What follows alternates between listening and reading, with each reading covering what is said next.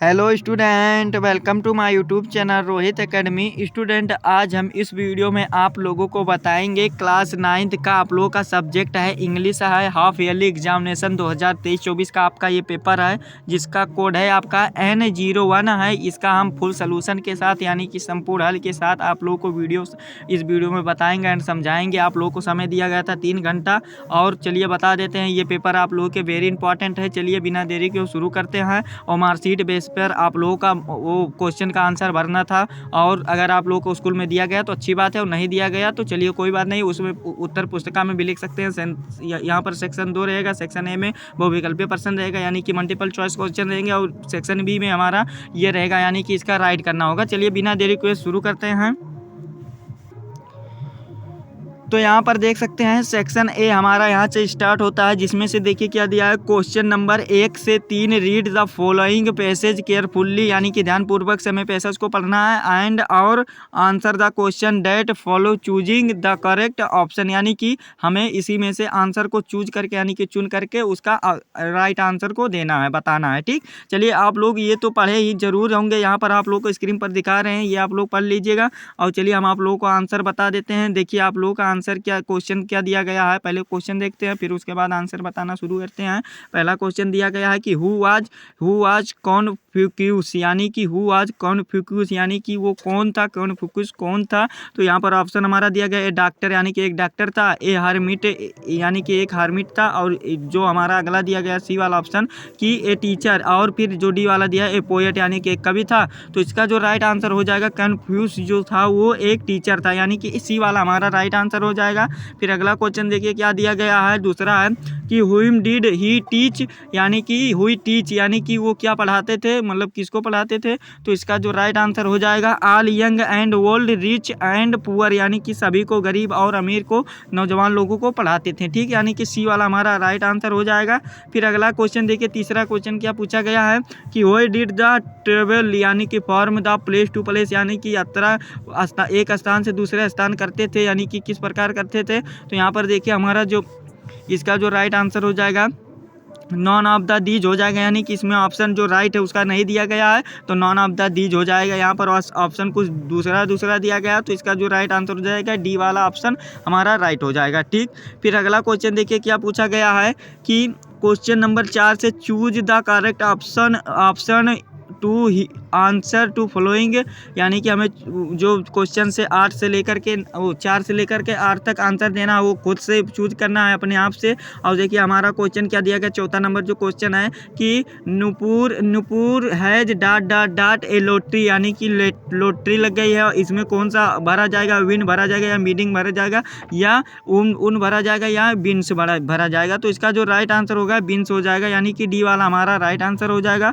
फिर अगला क्वेश्चन देखिए क्या पूछा गया है, पांचवा क्वेश्चन जो है कि after eating dot dot dot Apple plus went to dot dot dot, यानी कि इसमें क्या भरना है। तो इसका जो राइट आंसर होगा दा भरना है, यानी कि सी वाला हमारा राइट आंसर हो जाएगा। यहाँ पर टी एच दा भरना हो, यहाँ पर भी दा भरना है। क्यों भरना है, क्योंकि यहाँ पर एक वस्तु की बात कर रहा है, इसीलिए दा भरना है। कोई एप्पल जो है एक वस्तु है, एक फल है, बेड जो है ये भी वस्तु है, इसीलिए दा भरा जाएगा। ठीक, यानी कि सी वाला हमारा राइट आंसर हो जाएगा। फिर अगला क्वेश्चन देखिए क्या पूछा गया है, 6 वाला जो क्वेश्चन है कि Ram is dot dot dead Shyam, यानी कि Ram is dead dead Shyam. तो इसका जो राइट आंसर हो जाएगा क्या होगा कि इसका जो सही आंसर हो जाएगा विसर, यानी कि विसर श्याम विसर, यानी कि सी वाला हमारा राइट आंसर हो गया। फिर अगला क्वेश्चन देखिए क्या दिया गया है कि rearrange the word clusters to make a meaningful sentence, यानी कि इसको हमें सही रूप में लिखना है, जो हमें नीचे दिया गया है। तो यही हमारा दिया गया है। तो इसका जो राइट आंसर होगा 7वां का, देखिए कौन सा सही आंसर है। तो इसका जो सही आंसर है क्या है, ये वाला है क्या, the vegetables fresh are in the fridge, यानी कि वेजिटेबल जो होता है फ्रिज में सुरक्षित ताज़ा होता है, यानी कि ताज़ा होता है। यही हमारा बी वाला हमारा राइट आंसर हो जाएगा। बस इसमें यही टिक कर देंगे। फिर अगला क्वेश्चन देखिए क्या पूछा गया है कि अगला क्वेश्चन पूछा गया which of the flowing word is correctly split. इसका यानी कि बताना है इसमें कौन सा मीनिंग जो है तो ये सत्य है यानी कि सही है। तो देखिए जो क्लासरूम होता है ये भी गलत है, और पेरेंट जो होता है ये भी गलत है, और जो ब्रदर है ये भी गलत है, बी ब्रदर भी गलत है, और फिर जो हमारा राइट आंसर इसका फ्रेंड जो है ये राइट आंसर है, यानी कि सी वाला हमारा राइट आंसर हो जाएगा। फिर अगला क्वेश्चन देखिए क्या पूछा गया है। यहाँ पर देखिए क्वेश्चन नंबर 9 से लेकर के 10 तक जो read the passage given blue and answer the questions that follow, यानी कि हमें इस पैसेज को पढ़ करके इसका आंसर देना है, ऑप्शन राइट आंसर देना है। तो देखिए जो 9वां क्वेश्चन पूछा गया है from which lessons has the above passage been taken, यानी कि ये जो लेसन है ये क्या नाम है इसका बताना है, हमें बताना है क्या नाम है। तो इसका जो नाम है इसका नाम है द फन दे हैड है। इसके लेखक कौन है, आइजैक स्मूथ है, यानी कि हमारा सी वाला इसका राइट आंसर हो जाए। देखिए इसमें राइटर के बारे में भी पूछा गया है।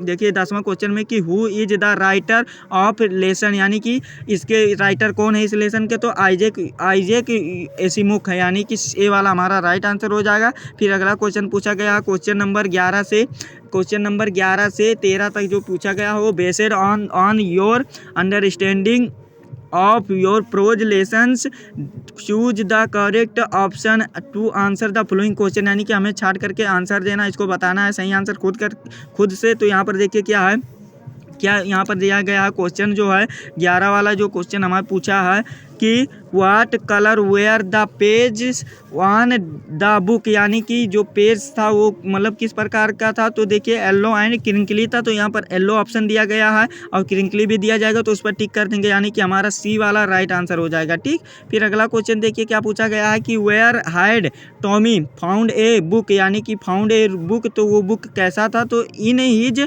एटिच, यानी कि इन हिज एटिच था, यानी कि डी वाला हमारा राइट आंसर पर टिक कर देंगे। और यहाँ पर एक ऑप्शन और भी फाउंड ए रियल बुक भी दिया जा सकता है, लेकिन नहीं दिया गया, तो डी वाले पे टिक करेंगे, यही राइट आंसर होगा। फिर अगला क्वेश्चन पूछा गया है कि which nationality did Alvin Glen belong to, यानी कि वो कहाँ के रहने वाली थी, तो वो रहने वाली कहाँ की थी, वो इंग्लैंड की रहने वाली थी, तो इंग्लैंड इसमें नहीं दिया गया, तो वो क्या बनी थी, ब्रिटिश थी, यानी कि एक ब्रिटिश थी। इंग्लैंड वालों को ब्रिटिश कहा जाता है, यानी कि अंग्रेज कहा जाता है, इसीलिए हमारा सी ए वाला हमारा राइट आंसर हो जाएगा इसका। फिर अगला क्वेश्चन देखिए क्वेश्चन नंबर 15, इसके 14 से लेकर 15 इसी को छाट करके हमें आंसर देना है। तो चलिए आप लोगों को क्वेश्चन पर देखते हैं। सर्वप्रथम देखिए क्वेश्चन 14 वाला क्या कहा है कि द रोड्स ले covered with which thing on that morning, यानी कि मॉर्निंग में मतलब किस प्रकार सा पत्ता था, तो वो ग्रीन लिप्स था, यानी कि हरा पत्ता था। ठीक, यानी कि हमारा ये बी वाला राइट आंसर हो जाएगा। ठीक, फिर अगला क्वेश्चन 15 वाला देखिए क्या दिया गया है कि the poet of the poem from which the extract has been taken is, यानी कि इसके कौन है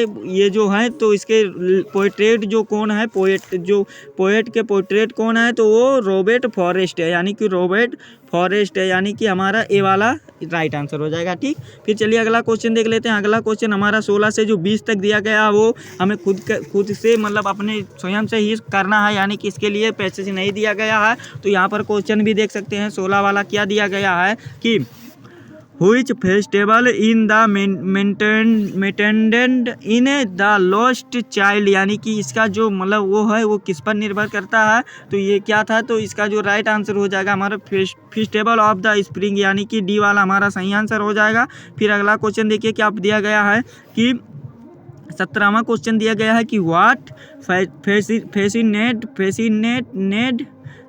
द लिटिल चाइल्ड, यानी कि ये चाइल्ड मतलब किस प्रकार का था, मतलब क्या था, तो ये जो इसका जो राइट आंसर हो जाएगा आप लोगों का 17 का राइट आंसर हो जाएगा द फ्लावर्स, यानी कि हमारा सी वाला राइट आंसर है।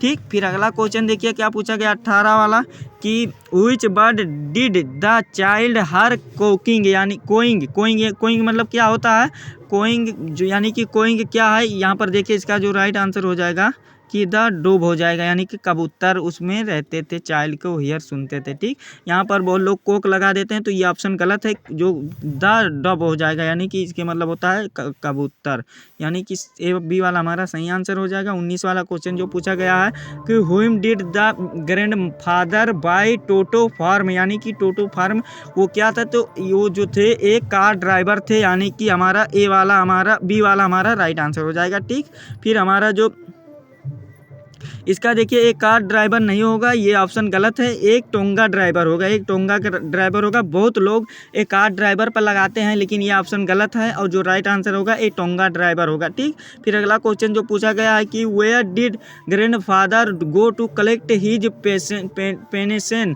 यानी कि इसका जो राइट आंसर होगा देहरादून हो जाएगा। ठीक, यानी कि इसका जो राइट आंसर हो जाएगा देहरादून हो जाएगा, हमारा ए वाला हमारा राइट आंसर होता है। इस प्रकार से हमारा 20 मल्टीपल चॉइस क्वेश्चन यानी कि बहुविकल्पीय प्रश्न जो थे इसका आंसर 20 नंबर आप लोग यहाँ पर करा दिए कंप्लीट। चलिए आगे क्वेश्चन की ओर बढ़ते हैं। अगला क्वेश्चन हमारा क्या कहा गया है कि देखिए कि जो अगला क्वेश्चन कहा गया है सेक्शन बी हमारा यहाँ से स्टार्ट होता है, जिसमें से राइटिंग करना हमें लिखना है इसमें। और देखिए ये 21 वाला जो दिया गया है, read the following passage of the answer and question passage and answer the given blue, यानी कि हमें इसको पढ़ करके राइट आंसर देना है इसी में से छाट करके। तो आप लोग ये पढ़े भी होंगे और अगर नहीं पढ़े हैं तो यहाँ पर पेपर आप लोगों को दिखा दे रहे हैं स्क्रीन पर, इसका आप लोग नोट करके इसका आंसर भी आप लोग ढूंढ सकते हैं। यहाँ पर देखिए आप लोग को दिखा दे रहे हैं। और यहाँ पर क्वेश्चन यही पूछा था, बहुत सस्ता क्वेश्चन पूछा है। यहाँ पर आप 3 क्वेश्चन पूछा गया, 6 नंबर यहाँ से निर्धारित किए गए, तो 6 नंबर ढूंढ करके आप स्वयं कर सकते हैं। ठीक, फिर अगला क्वेश्चन की ओर बढ़ते हैं। यहाँ पर देखिए अगला क्वेश्चन ये भी पूछा गया है कि उसी में से है, यानी कि what is the meaning of the designing as used in the passage, यानी कि इसका मीनिंग क्या होगा, तो इसको बताना है। तो ये भी कर लीजिएगा, 1 नंबर इसके लिए निर्धारित किया गया है। और 22 नंबर पे जो क्वेश्चन आता है आप लोग को पुस्तक से आता है, यहाँ से आप लोग का पुस्तक से आते हैं क्वेश्चन क्या कि answer any one of the flowing, यानी कि फ्लोइंग क्वेश्चन 4 नंबर दिया गया है कि सिर्फ एक को करना है और 4 नंबर यहाँ से लेकर के जाना है। तो यहाँ पर जो क्वेश्चन दिया गया जो आपको आएगा समझ में वो कर लीजिएगा। आप लोग अपने पुस्तक कॉपी में जिस प्रकार से लिखाया गया होगा कर लीजिएगा, अगर नहीं लिखाया गया है तो इंटरनेट का माध्यम से ढूंढ लीजिएगा। ठीक, फिर यहाँ पर 23 नंबर पर जो दिया गया है answer any one on of the following in about 80 से 100 वर्ड में देना है और 6 नंबर लेकर के जाना है। चाहे आप ए फेस्टिवल द दीपावली पर लिखें, चाहे ए फेस्टिवल द दीपावली, चाहे ए विजिट ऑफ फेयर, यानी कि मेले में जाने के लिए चाहे आप लिखे 80 से 100 वर्ड में लिखना है। 6 नंबर यहाँ से कन्फर्म हो जाएगा। बहुत ही आसान क्वेश्चन ये भी पूछा है। और फिर rewrite the flowing by the change into indirect में करना, तो इनडायरेक्ट कर लीजिएगा, डेट और लगा के 2 नंबर ये कंप्लीट हो जाएगा। और इसको पैसेज वाइज में करना है तो ये भी कंप्लीट हो जाएगा। पैसेज वाइज भी बहुत आसान होता है। और फिर अगला क्वेश्चन पूछा गया है क्या, यहाँ पर इसको सही क्रम में लिखना है, तो ये वाला भी सही क्रम में कर लीजिएगा। 2 नंबर आप लोगों का कंप्लीट हो जाएगा। फिर अगला क्वेश्चन ट्रांसलेट करने के लिए दिया गया है, इसको इंग्लिश में करना है। 4 नंबर यहाँ से कंप्लीट हो गया है, हो जाएगा। सुबह हो गई है, यहाँ पर इसी प्रकार से दिया गया, लगभग 4-5 लाइन का है, तो इसको भी कर लीजिएगा। 4 नंबर कंप्लीट हो जाएगा। ठीक, फिर अगला क्वेश्चन पूछा गया आप लोगों को पुस्तक से कि answer any one of the following in about, यानी कि आप लोग को 30 से 40 वर्ड में देना है और किसी एक का आंसर देना है। और 6 नंबर यहाँ से आप लोग का कंप्लीट हो जाएगा।